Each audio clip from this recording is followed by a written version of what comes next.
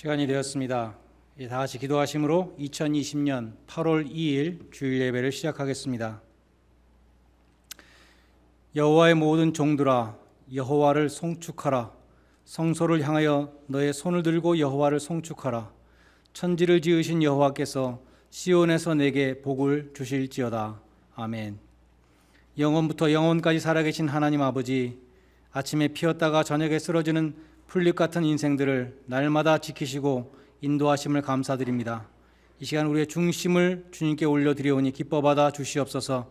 우리의 찬송과 기도가 하늘 보좌에 상달되게 하시고 주님의 뜻을 깨닫고 순종을 결단하는 복된 시간 되게 하여 주시옵소서. 예수님의 이름으로 기원드리옵나이다. 아멘.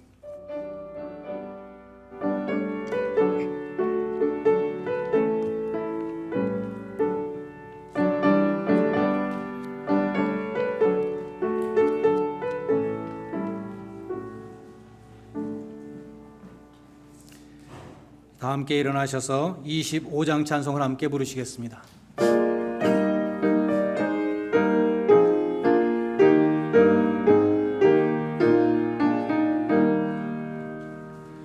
멸류관 벗어서 주 앞에 드리세. 저 천사 기쁜 노래가 온 땅에 퍼지네. 내 혼하게 여서 주 찬송하여라. 온 백성 죄를 속하신 만왕의 왕일세. 멸류관 벗어서 주 앞에 드리세. 그 손에 몸의 상처가 영광 중 빛나네. 하늘의 천사도 그 영광 보고서 고난의 신비 알고자 늘 흠모하노라. 멸류관 벗어서 주 앞에 드리세. 온 세상 전쟁 그치고 오겠네. 주 보좌 앞에서 온 백성 엎드려 그 한량없는 영광을 늘 찬송합니다.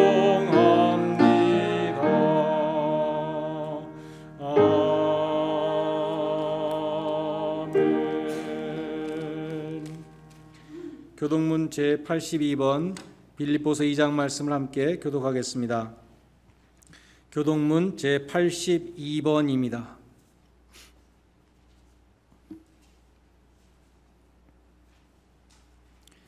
너희 안에 이 마음을 품으라. 곧 그리스도 예수의 마음이니 그는 근본 하나님의 본체시나 하나님과 동등됨을 취할 것으로 여기지 아니하시고 오히려 자기를 비워 종의 형체를 가지사 사람들과 같이 되셨고 사람의 모양으로 나타나사 자기를 낮추시고 죽기까지 복종하셨으니 곧 십자가에 죽으심이라. 이러므로 하나님이 그를 지극히 높여 모든 이름 위에 뛰어난 이름을 주사 하늘에 있는 자들과 땅에 있는 자들과 땅 아래에 있는 자들로 모든 무릎을 예수의 이름에 꿇게 하시고 모든 입으로 예수 그리스도를 주라 시인하여 하나님 아버지께 영광을 돌리게 하셨느니라. 아멘. 사도신경으로 신앙 고백 드리겠습니다.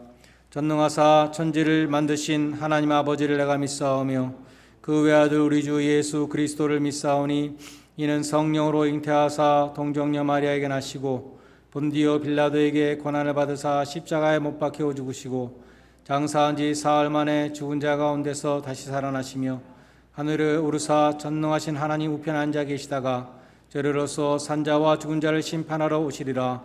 성령을 믿사오며 거룩한 공회와 성도가 서로 교통하는 것과 죄를 사하시는 것과 몸이 다히 사는 것과 영원히 사는 것을 믿사옵나이다. 아멘. 자리에 앉으셔서 521장 찬송을 함께 부르시겠습니다.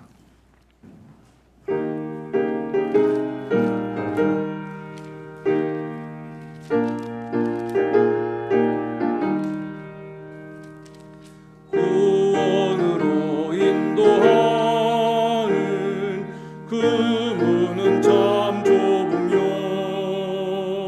생명으로 인도하는 그 길은 참 험하니 우리 몸에 지워있는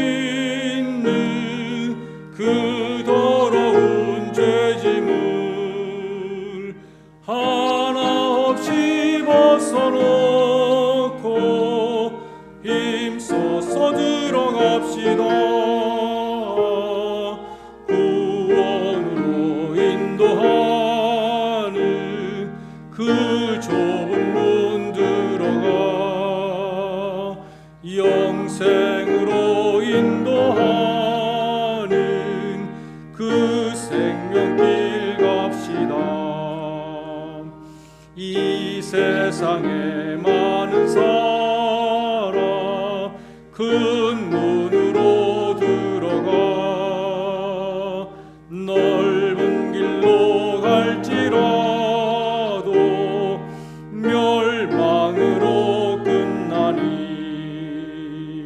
세상 헛된 부귀영화 모두 내어버리고 주의 말씀 순종하여 그 생명길로 갑시다. 구원으로 인도하는 그 묵은 문 들어가 영생으로 인도하는 그 생명길 갑시다. 구원의 문 열렸으니 주의 공로 힘입어 주저 말고 들어가서 생명길로 갑시다. 구원의 문 닫힌 후에 들어가고 싶으나 한 번 닫힌 구원의 문 또 열려지지 않으리. 구원으로 인도하는 그 좁은 문 들어가 영생으로 인도하는 그 생명길 갑시다. 김덕수 집사님의 인도로 함께 기도하시겠습니다.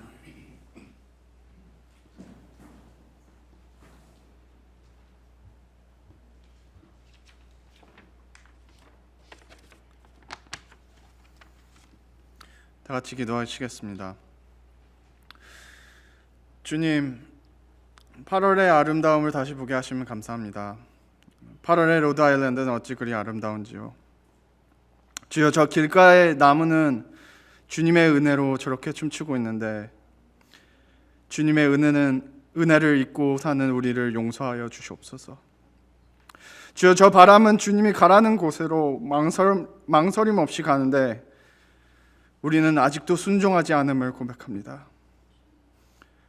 주여, 저 바다는 온몸으로 주님의 광대함을 포효하고 있는데 주여, 그리스도의 삶을 나타내지 못하는 우리를 불쌍히 여겨 주시옵소서.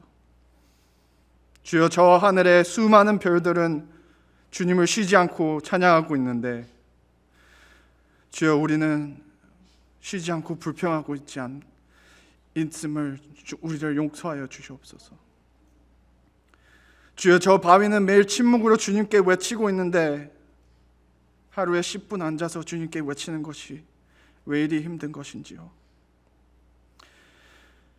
세월의 세월을 거쳐 신실하신 주님, 믿음으로 아브라함을 갈대아 우르에서 인도하시고 강함과 담대함으로 여호수아를 가나안 땅으로 인도하신 주님, 다윗이 광야에서 사울을 피해 사망의 음침한 골짜기를 다닐 때 그를 아니하시고 건지신 주님, 한치 앞길을 알지 못하는 지금 이때 우리의 영안을 열어 주님의 길을 걷게 하소서. 주여, 이 예배 가운데 임하여 주시옵소서. 우리의 갈급한 심령 안에 성령으로 채워 주시옵소서. 주여, 이 시간만 우리 가운데 있는 것이 아니라, 주여, 오늘 하루만 있는 것이 아니라, 주여, 그저 코로나 바이러스가 있을 때만 우리와 함께 하는 것이 아니라, 주여, 우리와 언제나 함께하여 주시옵소서. 주여, 주원열 목사님과 함께하여 주시옵시고 그의 설교로 우리가 변하게 하여 주시옵소서. 주여, 예배를 준비하는 손길 하나하나 인도하여 주시옵시고 주여, 한 가정 한 가정 가운데 주님의 영으로 회복해 주시옵소서. 이 모든 말씀 주 예수님의 이름으로 기도했습니다. 아멘.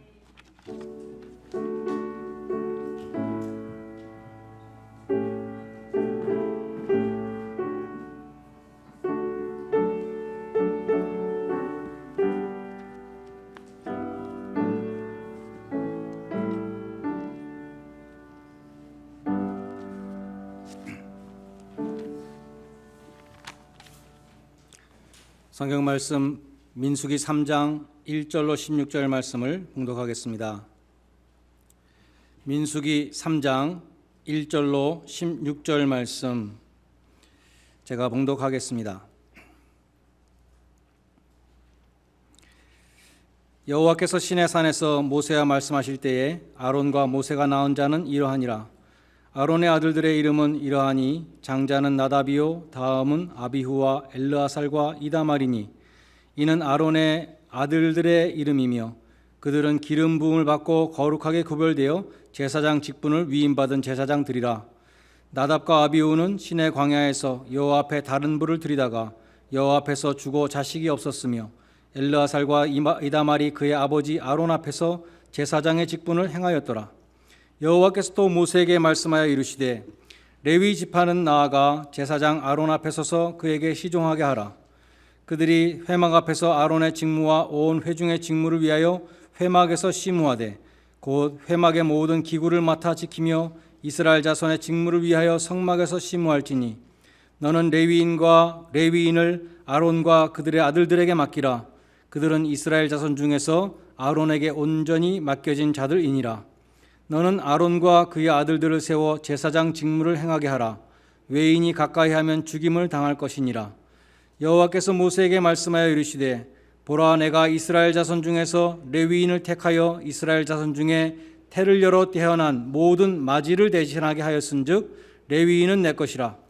처음 태어난 자는 다 내 것임은 내가 애굽 땅에서 그 처음 태어난 자를 다 죽이던 날에 이스라엘의 처음 태어난 자는 사람이나 짐승을 다 거룩하게 구별하였음이니 그들은 내 것이 될 것임이니라. 나는 여호와니라. 여호와께서 시내 광야에서 모세에게 말씀하여 이르시되 레위 자손을 그들의 조상의 가문과 종족을 따라 계수하되 1개월 이상 된 남자를 다 계수하라. 모세가 여호와의 말씀을 따라 그 명하신 대로 계수하니라. 아멘.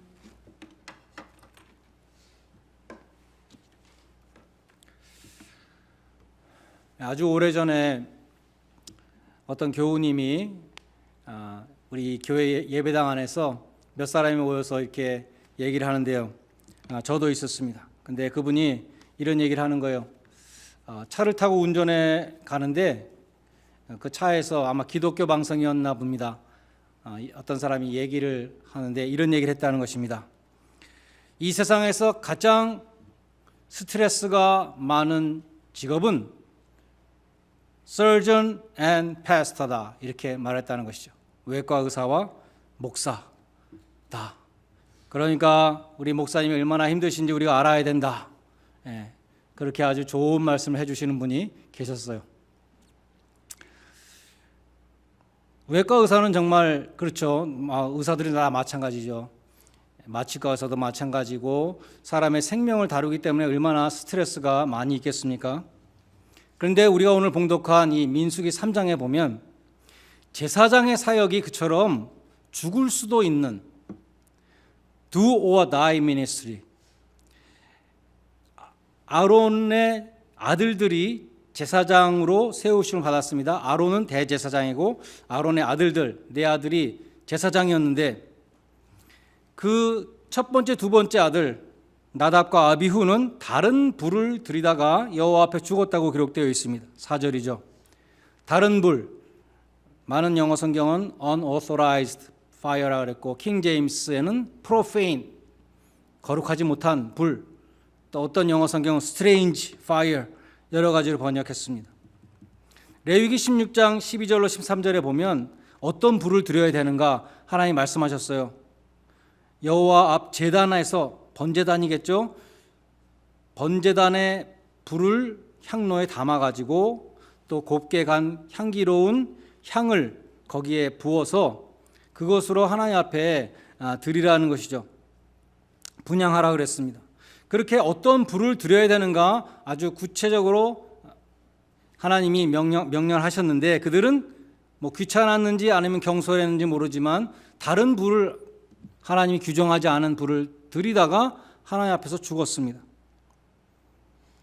그래서 하나님 앞에서는 정말 실수가 용납되지 않는다는 것을 보여준 것입니다. 그들의 두 동생 엘르아살과 이다말은 정신을 차리고 아버지 아론을 도와서 이제 제사장의 직무를 잘 수행했습니다. 경솔했던 두 사람은 죽었고 정신 차리고 여호와를 경외했던 두 동생은 끝까지 충성되게 섬겼습니다. 그러나 이 아론의 가족만으로는 그처럼 삶과 죽음을 넘나드는 그 직분을 다 감당할 수 없기 때문에 하나님께서는 레위 지파를 제사장들에게 다 붙여서 제사장들을 돕게 하라, 그렇게 명하셨습니다. 우리는 여기서 하나님이 얼마나 예배를 중요하게 보시는가를 알 수 있습니다. 하나님 앞에 나오는 것은 그때나 지금이나 정말로 사활이 걸린 그러한 문제라는 것입니다. 해변에 바람 쐬러 한번 가는 정도로 그런 마음으로 오면 안 된다는 것이죠. 우리는 예배에 참석할 때 왕 중의 왕이시오 온 우주의 주권자 앞에 서는 것입니다. 주의 성령께서 우리 가운데 임재하십니다. 하나님의 백성으로 우리가 모일 때마다 우리는 거룩한 땅에 서는 것입니다.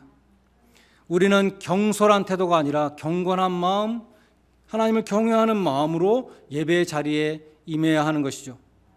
여러분은 예배를 그렇게 중요하게 생각하시고 또 그렇게 행하고 계십니까?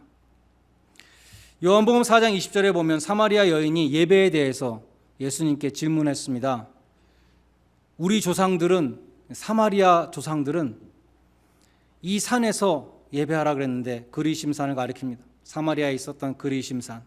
당신들의 말은, 유대인들의 말은 예루살렘 성전에서 예배해야 된다고 하니 어디가 맞습니까? 이렇게 질문을 했습니다.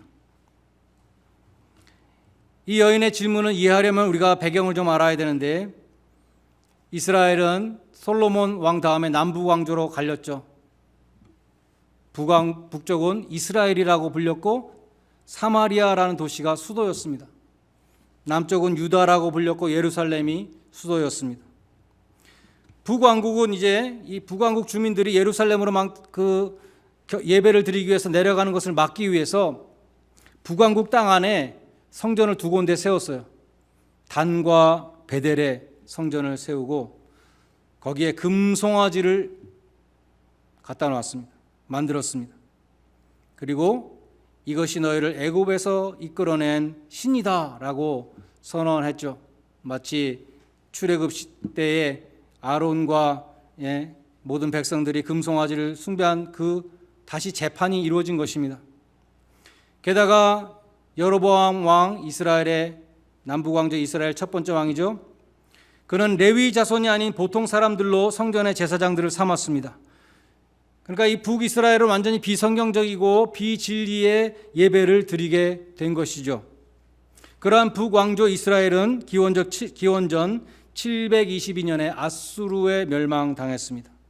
이 정복자 아수르는 의도적으로 피를 섞었어요. 그래서 아수르 사람들을 막 이 북왕국 땅에 이주를 시켜서 피를 다 섞어버렸습니다. 남왕조 유다는 기원전 586년에 더 좀 있다가 아수르 다음에 세계를 제패한 바벨론에 멸망당했습니다. 바벨론은 이 유다 백성들을 포로로 끌고 갔지만 피를 섞지는 않았어요. 그래서 유다 사람들은 이 북이스라엘 사람들은 이제 피가 섞였다. 이 사마리아인들은 피가 섞였다. 그래서 순수한 유대인이 아니다. 그래가지고 이방인 취급을 하고 멸시하게 되고 상종하지 않게 되었던 것입니다. 남유다 사람들은 70년 포로 생활 끝에 예루살렘으로 귀환해서 에스라와 스룹바벨과 느헤미야를 중심으로 성전과 성벽을 재건하게 되었습니다. 에스라서 4장 1절에 보면 그때 사마리아인들이 찾아와서 우리도 예루살렘 성전을 다시 세우는데 동참하고 싶다 이렇게 얘기합니다. 그러나 유다 사람들은 우리 하나님의 전을 건축하는데 너희는 우리와 아무 상관이 없다 이렇게 냉정하게 거절했습니다. 분개한 사마리아인들은 그리심산에 자기들 땅에 있었던 그리심산에 성전을 세웠습니다. 그래서 예수님 당시에는 예루살렘 성전과 그리심산의 성전 두 성전이 있었던 것이죠. 사마리아 사람들은 그리심산 성전에서 예배를 드렸고 유다 사람들은 예루살렘 성전에서 예배를 드렸습니다. 사마리아 여인이 유대인인 예수님에게 질문한 것이죠. 우리 조상들은 그리심산에서 예배하라고 했는데 당신 유대인들은 예루살렘 성전에서 예배해야 된다고 하는데 어디가 맞습니까? 이렇게 물어본 것입니다. 예수님의 대답이 무엇이었습니까? 그리심산도 아니고 예루살렘도 아니다 이렇게 대답하셨습니다. 이제는 어디서나 영과 진리로 예배하는 때가 이르게 될 것인데 곧 지금이다. 이미 그때가 이르렀다 이렇게 말씀하셨습니다. 그리심산이냐 예루살렘이냐를 따지는 시대는 예수님이 오심으로 끝났다 하는 것입니다. 이제는 어디서 하나님을 예배하느냐가 더 이상 문제가 되는 것이 아니라 어떻게 하나님을 예배해야 되는가 그것이 문제라는 말씀입니다. 예배의 장소가 문제가 아니라 예배자의 태도가 중요하다는 것입니다. 그리고 예수님은 요한복음 4장 23절과 24절 두 번에 걸쳐서 영과 진리로 예배해야 된다라고 말씀하셨습니다. 우리가 전에 쓰던 개역 한글 성경에는 신령과 진정으로, 우리가 그 말 많이 사용하죠. 신령과 진정으로. 개역 개정 바뀐 성경에서는 영과 진리로. 그 의미가 무엇입니까? 여러 가지 해석이 있지만 예루살렘 성전과 그리심산 성전을 배경으로 해서 우리가 해석할 수가 있어요. 먼저 영어로 in spirit이라는 구절은 예루살렘 성전의 그 형식적인 예배와 대조되는 태도를 말씀한 것입니다. 예루살렘에서는 모든 의식, 형식을 다 잘 지키고 있었지만 그들에게는 예배의 정신, 마음이 없었다는 것입니다. 내용이 빠진 형식적인 예배로 전락했던 것입니다. 그래서 영으로 예배를 드려야 한다는 것은 거룩하고 정결한 마음으로 하나님께 경배 드려야 한다. 하나님은 외모를 취하지 아니하시고 마음 중심을 보시기 때문이라고 말씀하신 것입니다. 다음으로 진리로, 영어로 in truth라는 구절은 사마리아 사람들이 그리심산에서 드렸던 그 예배, 비성경적이고 비진리의 예배를 말씀하신 것이죠.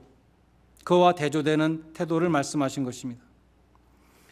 예수님은 사마리아인들은 알지 못하는 것을 예배한다 그렇게 말씀했습니다. 사마리아인들은 이방인들의 예배와 막 혼합된 그런 예배를 드리고 있었어요. 그래서 사마리아인들의 예배는 진리에서 벗어나 있었습니다. 그래서 너희가 in truth, 진리로 예배 드려야 된다라고 말씀하신 것입니다. 하나님은 우리가 어떻게 예배를 드려야 하는지 규범을 만들어 주시고 그 모든 규례를 지킬 것을 요구하시죠. 그런데 나답과 아비후는 그 규례를 알고 있음에도 불구하고 그 규례를 어기고 다른 불을 들였다가 죽임을 당했습니다. 근데 성경을 보면 이 다른 불뿐만 아니라 다른 이름 하나님이 받지 아니하시고, 다른 복음 하나님이 받지 않으시고, 다른 피 하나님이 받지 않으신다고 말씀합니다. 먼저 출애굽기 4장 5절에 보면 6월절 어린 양은 흠이 없는 1년 된 수컷이어야 된다. 아주 구체적으로. 그리고 7절과 8절에 보면 재앙이 닥치던 밤에, 장자를 다 죽이던 밤이죠.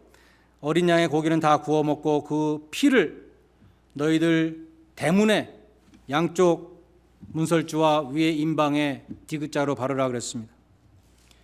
그러면서 13절에서 말씀하시기를 내가 애굽 땅을 칠 때에 그 피가 너희의 거하는 집에 있어서 너희를 위하여 표적이 될 것이다. 내가 그 피를 볼 때 넘어가리니 재앙이 너희에게 내려 멸하지 아니할 것이라고 말씀했습니다. 1년 된 어린 양 수컷, 삶과 죽음이 갈리는 그 급박한 상황 속에서 왜 양의 피만 됩니까? 소의 피는 왜 안 됩니까? 염소의 피는 왜 안 됩니까? 이런 거 따지고 있었던 사람은 구원을 받지 못하는 것이죠. 어리석은 사람입니다. 하나님이 이렇게 하면 구원 얻는다 말씀하면 그대로 순종하면 구원을 받게 되는 것이죠. 이스라엘 백성이 구원을 받는 길은 오직 하나밖에 없었습니다. 하나님이 정하신 대로 순종하는 것입니다. 이렇게 하면 산다. 그럼 그대로 그래야 사는 것이죠. 하나님의 진노와 심판을 면하는 길은 하나님이 명하신 대로 행하는 믿음으로 사는 것입니다. 피를 흘리고 죽어간 어린 양의 피를 취해서 좌우 문설주와 임방에 발라야 됐습니다. 그처럼 하나님이 말씀하신 구원의 방법을 받아들이고 순종하는 그 믿음으로 구원받는 것이죠. 우리에게도 마찬가지입니다. 다른 방법으로는 구원을 받지 못합니다. 오직 하나님이 지정하신 길이요 진리요 생명이 되시는 예수님의 십자가 피가 나를 구원한다는 것을 믿어야 하는 것입니다. 베드로전서 1장 2절에 보면 성도들이란 예수 그리스도의 핏부림을 받은 자들이다. 그렇게 표현한 곳이 있습니다. 우리에게 예수님의 피가 묻어 있어야 한다는 것이죠. 하나님은 그 피를 보시겠다고 하셨습니다. 너희에게 예수의 피가 있느냐? 다른 것을 보시지 않습니다. 외모를 보시지 않고 얼마나 머리가 좋은가, 얼마나 돈이 많은가, 지위가 얼마나 높은가, 어떤 집에 살았는가, 어떤 차를 타고 살았는가, 우리 세상 사람들이 보는, 평가하는 그 모든 것들은 다 중요하지 않고 하나님 오직 한 가지 너희에게 예수의 피가 있느냐, 그것을 보신다는 것이죠. 그러니까 예수의 피, 다른 피는 안 되고 예수의 피만 되는 것입니다. 하나님은 다른 불도 받지 아니하시고 다른 피도 받지 않으십니다. 그리고 하나님은 다른 이름도 받지 않으십니다. 사도행전 4장 12절에서 사도 베드로가 선포했습니다. 유명한 말씀이죠. 다른 이로서는 구원을 얻을 수 없나니 천하 인간의 구원을 얻을 만한 다른 이름을 우리에게 주신 일이 없음이라. 이것에 대해서 논란을 벌이는 사람들이 많이 있죠. 유명한 신학책 가운데는 No Other Name? question mark 그러한 책도 있습니다. 요즘 종교다원주의, 예수의 이름으로만 구원받느냐라는 것은 독선이라고 말하는 기독교인들이 많이 있습니다. 모세는 불뱀에 물려 죽어가는 이스라엘 백성들에게 놋뱀을 세우고, 하나님이 그렇게 하라고 그러셨죠. 놋뱀을 장대 위에 세우고 이 놋뱀을 바라보면 산다고 그렇게 복음을 선포했습니다. 근데 그때 사람들이 만약에 지금 우리가 뱀에 물려가서 죽어가고 있는데 왜 또 뱀을 바라보라 그러냐, 개구리를 달아라, 뭐 이런 식으로 얘기하는 사람은 구원을 받을 수 없었겠죠. 하나님이 이 놋뱀을 바라보면 산다고 그랬으면 그대로 하면 사는 것입니다. 예수님이 말씀했습니다. 모세가 광야에서 뱀을 든 것 같이 인자도 들려야 하리니 이는 저를 믿는 자마다 영생을 얻게 하려 하심이니라. 왜 하필이면 십자가 그 지독한 사형수들을 사형시키던 그 저주의 십자가에 달린 예수를 바라봐야 구원 얻는다고 하느냐? 나는 그거는 받아들일 수 없다. 그런 사람은 구원을 받지 못합니다. 근데 하나님이 십자가에 달린 예수를 바라보는 자는 구원을 얻을 것이다 했을 때 그대로 따라하는 사람이 구원을 얻는 것이죠. 콜로라도주에 큰 산불이 나서 등산객들이 고립된 일이 있었다고 합니다. 불은 산 중턱에서부터 산 위로 막 올라오고 있는데 그 산 위에 있었던 사람들이 고립된 것이죠. 불길과 연기에 쌓여서 어디로 피해야 될지 생명이 지금 위태로운 그런 위급한 상황이었습니다. 사람들은 당황해서 우왕좌왕 살 길을 찾아 헤매고 있었습니다. 근데 그때 하늘에서 헬기가 한 대 나타났습니다.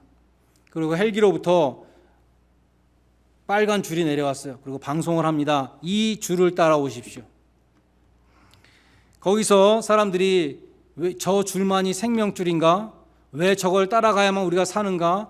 이런 거를 따지고 있었던 사람은 죽을 수밖에 없었겠죠. 그렇지만 이 빨간 줄을 따라오면 삽니다. 그 말을 믿고 따라간 사람들은, 냇물을 따라서 구원의 길로 인도하는 그 빨간 줄을 따라간 사람은 살았다는 것입니다. 예수의 이름은 하나님이 하늘로부터 내려주신 유일한 생명줄입니다. 하나님이 열어주신 유일한 구원의 길입니다. 내가 곧 길이요 진리요 생명이니 나로 말미암지 않고는 아버지께로 올 자가 없느니라. 유일한 길이다 라고 말씀하셨습니다. 다른 이름으로는 구원을 받지 못합니다. 바울은 또한 갈라디아서 1장 8절과 9절에서 다른 복음을 전하는 자들에게 저주가 있을 것이라고 선포했습니다. 천사라 할지라도 우리가 전한 이 복음 외에 다른 복음을 전하는 자는 저주를 받을 것이다. 갈라디아 교회에 다른 복음을 전하던 사람들이 있었는데 그들은 소위 유대주의자들, 주다이저들이었습니다. 그들은 예수를 믿음으로 구원받는다는 것을 부정하지 않았습니다. 그런데 플러스 알파가 있어야 된다. 무엇인가 하면 할례를 받아야 되고 많은 ritual laws, 많은 제의법들, 율법의 제의법들을 지켜야 된다라고 말했던 것이죠. 그래서 그리스도가 완성하지 못한 구원의 사역을 인간이 맞아 끝내야 된다. 많은 이단들이 그러죠. 예수는 부족했다. 그래서 내가 완성하러 왔다. 이단 교주들이 하는 말과 마찬가지로 예수의 구원 사역에 우리의 인간의 공로, 행위가 플러스 알파가 있어야 된다라고 다른 복음을 전했던 사람들이 있었습니다. 갈라디아 교인들은 거기에 유혹이 됐습니다. 그래서 Gospel of Grace를 버리고 Gospel of Works를 따라가게 됐던 것이죠. 많은 사람들이 따라가게 됐습니다. 바울은 그처럼 하나님의 은혜로 구원을 받는다는 복음을 떠나서 그 은혜의 복음을 떠나는 것은 그 은혜의 복음을 주신 하나님을 떠나는 것이다. 이렇게 말씀했습니다. 하나님은 은혜로 그리스도를 보내시고 너희 죄를 위하여 죽게 하셨고 믿는 자들은 오직 은혜로 의롭게 하신다고 구원의 길을 분명히 말씀해 주셨는데 너희가 또 다른 길을 만들고 있는 것이죠. 그 사람들은 저주를 받을 것이다 말씀했습니다. 구원은 전적으로 하나님의 은혜이며 전적으로 그리스도의 공로인데 거기에 인간의 행위와 공로를 덧붙이는 것은 그리스도의 십자가를 욕되게 하는 것입니다. 우리가 이런 예를 들어볼 수 있을 것 같습니다. 타주에서 로드 아일랜드로 이사를 오면 로드 아일랜드 운전면허증을 이제 바꾸기 위해서 DMV에 가야 되잖아요. 그럼 DMV에 가면은 거주 증명을 가져오라고 합니다. Proof of Residence. Proof of Residence가 굉장히 많죠. 여러 가지 있습니다. 유틸리티 빌도 되고 뱅크 스테이트먼트도 되고 W2 폼도 되고 페이롤도 되고 많은 것 중에 두 가지만 가져가면 돼요. 그런데 다른 것을 가져가면 안 받아주는 것이죠.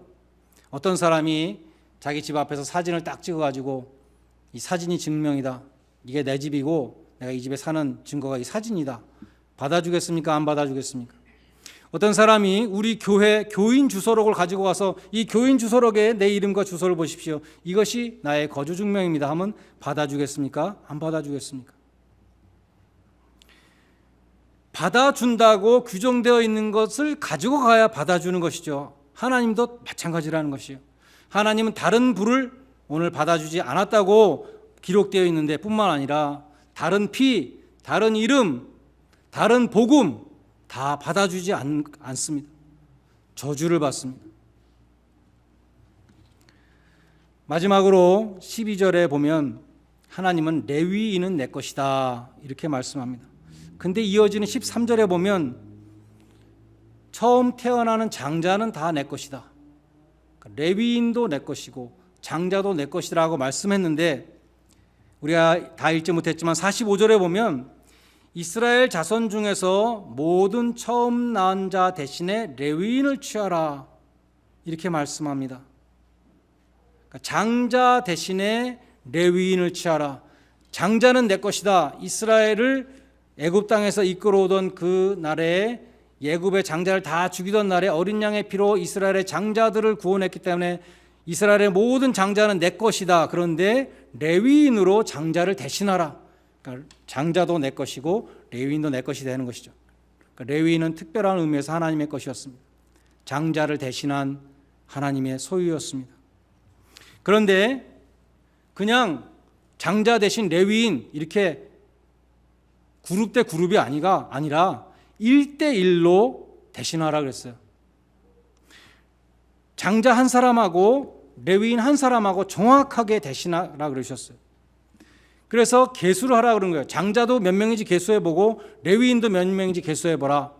근데 레위인은 20살 이상 전쟁에 나갈 수 있는 사람을 계수하라고 하지 않고 1개월 이상 된 자, 무조건 생명만 있으면 돼. 1개월 이상 된 레위인을 계수하라. 그리고 장자를 계수하라. 계수해보니까 레위인은 22,000명이었습니다. 장자는 22,273명. 273명이 많아야 장자가. 1대1로 다 대신하고 나면 273명의 장자들은 대신할 레위인이 없어요. 그래서 하나님 뭐라고 그러셨냐 하면 그 273명에게는 1인당 5세겔씩 성소의 세겔로 속전을 받으라 그렇게 명하셨습니다.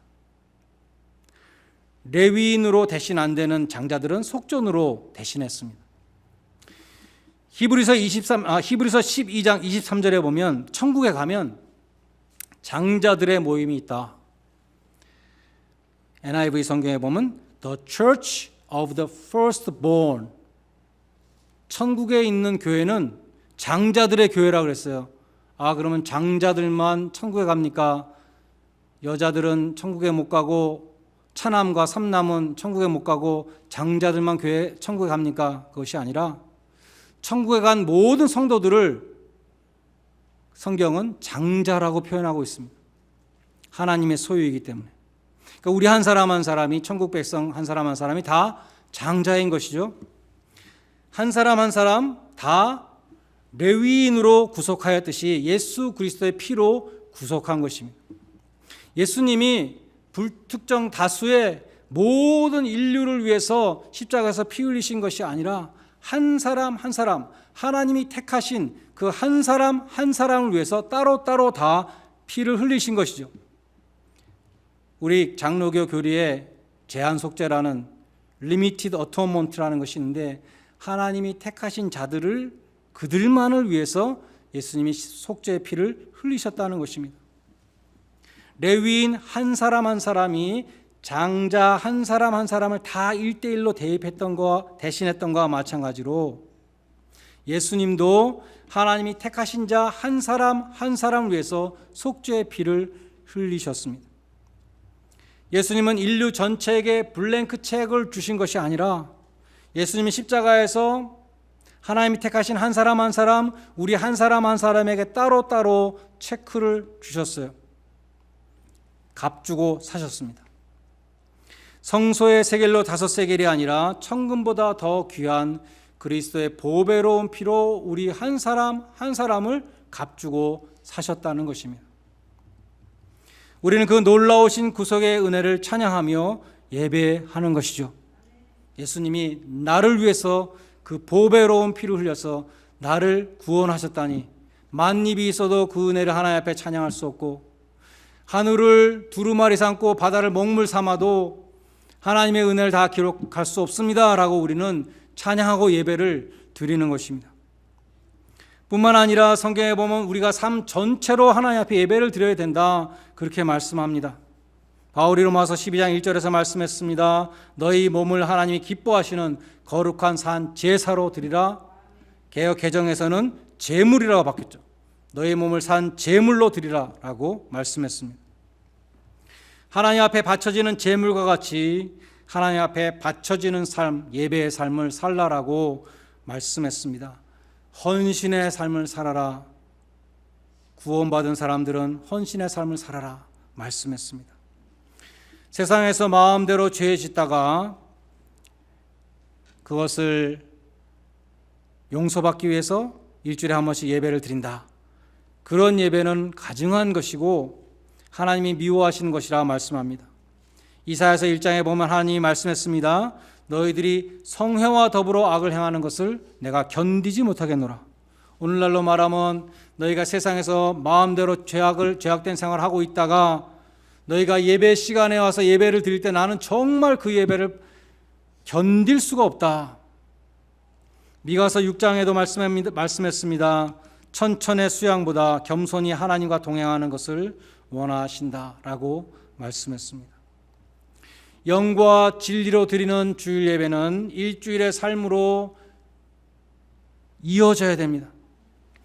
하나님은 우리가 예배의 자세로 일주일의 삶을 살기를 명하십니다. 세상에 살면서도 세상에 있는 것들을 사랑하지 않고 하나님을 사랑하는 삶을 살아가는 것을 명하십니다. 우리의 육신의 정욕과 안목의 정욕과 이생의 자랑을 버리고 하나님의 뜻을 행하기를 명하십니다. 하나님께서 그리스도의 보배로운 피로 우리 한 사람 한 사람을 값주고 사셨습니다.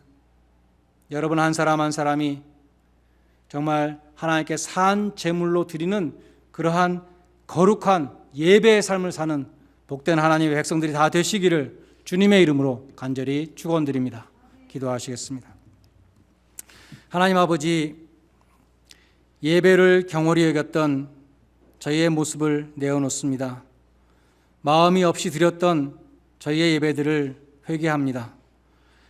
하나님이 계시하신 길에 순종하여 구원받게 하여 주시고 구원의 감격으로 예배케 하시며 우리의 삶 전체가 하나님께 제물로 바쳐지는 예배의 삶이 되게 하여 주시옵소서. 예수님의 이름으로 기도드리옵나이다. 아멘. 찬송가 259장 부르시면서 헌금하는 순서를 갖겠습니다.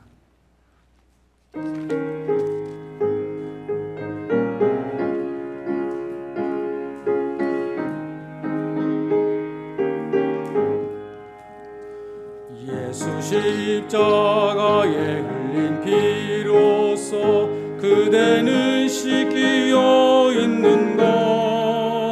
더러운 죄 회개하는 능력을 그대는 참으지 않은가. 예수의 보혈로 그대는 씻기어 있는가. 마음속에 여러 가지 죄악이 깨끗이 씻기어 있는가. 주 예수와 밤낮으로 늘 함께 그대는 행동을 하는가. 아무 때나 어디서나 그대는 십자가 붙들고 있는가.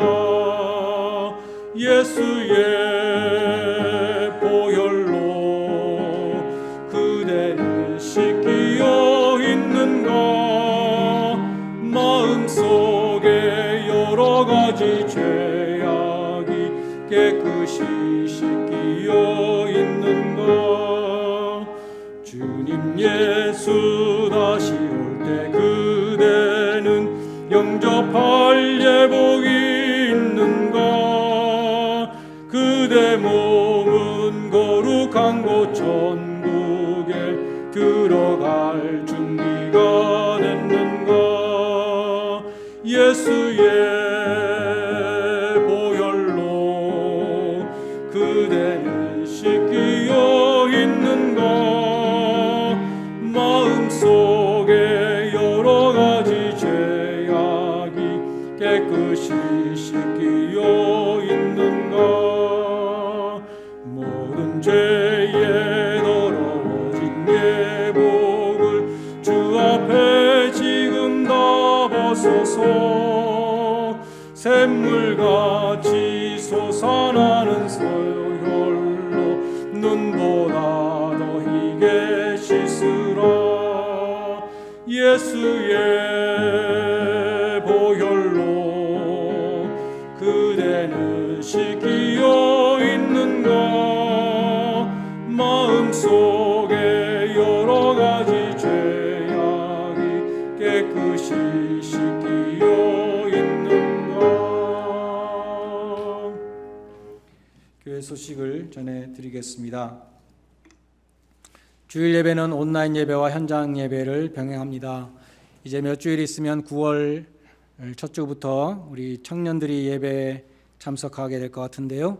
많은 청년들이 휴학을 하고 한 15명 정도 청년들이 프로비던스에 있을 것 같다 그럽니다.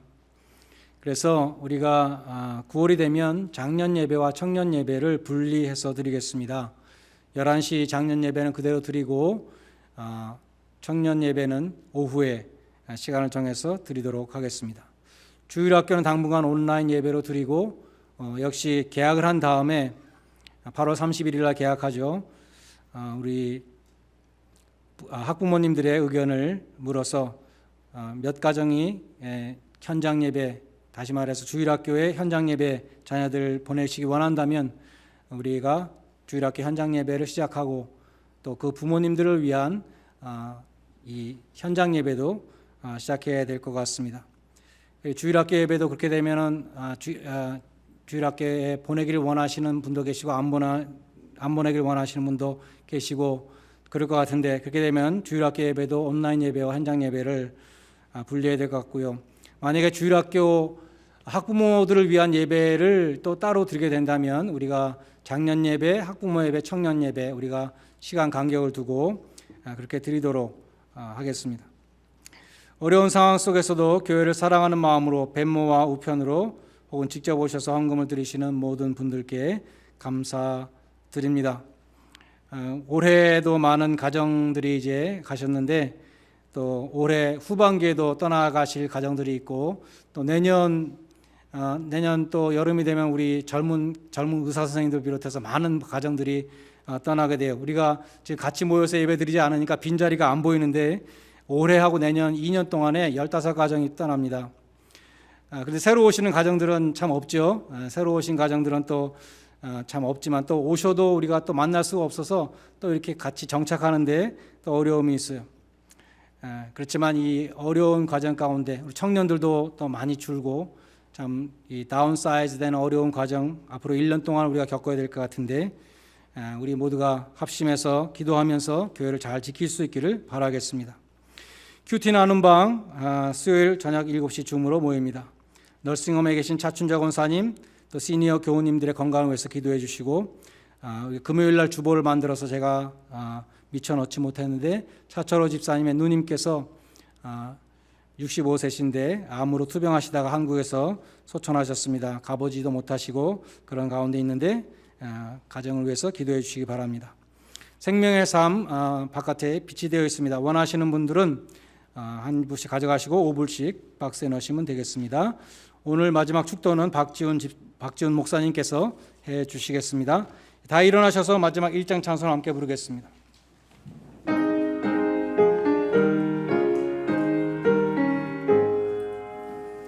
만복의 근원 하나님 온 백성 찬송 드리고 저 천사여 찬송하세 찬송 성부 성자 성령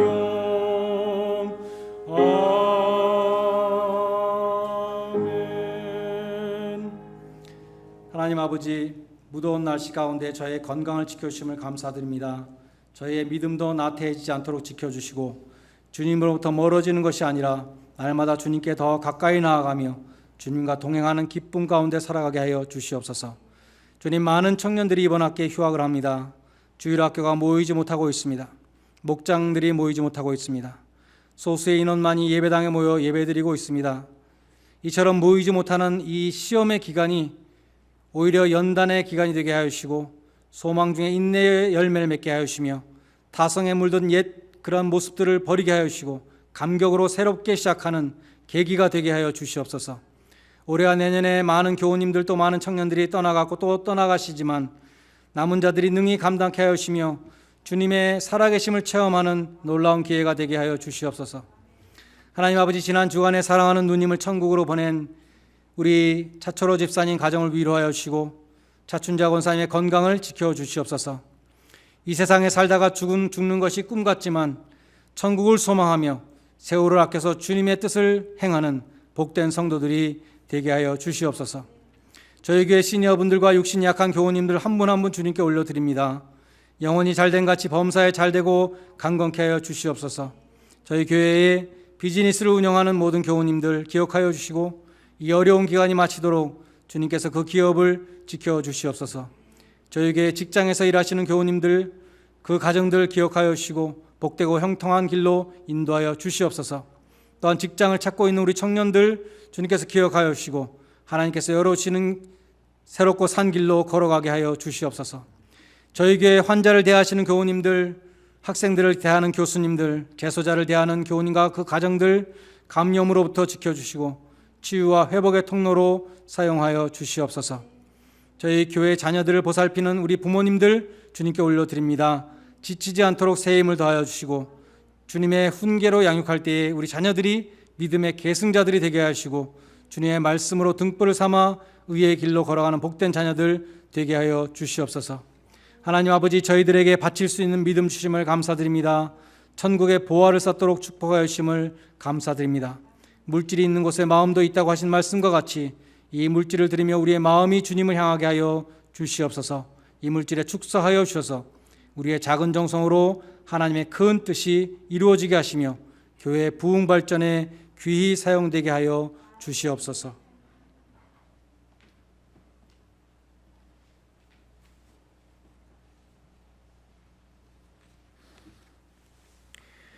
이제는 우리가 아무것도 받을 만하지 못할 때에 자신의 모든 것을 값없이 주신 예수 그리스도의 은혜와 기쁜 일과 슬픈 일 모두를 사용해 선하신 뜻을 우리 삶에 온전히 이루시는 아버지 하나님의 사랑과 우리와 함께 울어주시고 손잡아 일으켜주시고 주 뜻대로 인도해 주시는 성령님의 교제하심이 예수님만 바라고 의지하며 주일뿐 아니라 주중에도 부르신 곳에서 예배자의 삶을 살기 원하는 모든 성도들 위해 이제로부터 영원까지 함께 있을지어다. 아멘.